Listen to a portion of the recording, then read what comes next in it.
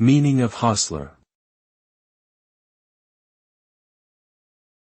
Hostler. Hostler. Hostler. Hostler.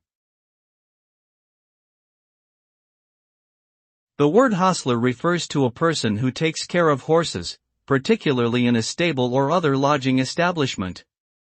A hostler is responsible for feeding, grooming, and exercising horses, as well as cleaning their stalls and ensuring that they are properly cared for. Historically, hostlers were important figures in the transportation industry, as they cared for the horses used to pull wagons, carriages, and other vehicles. Today, hostlers may work at horse racing facilities, equestrian centers, or other places where horses are kept and cared for, and their duties may vary depending on the specific job and environment.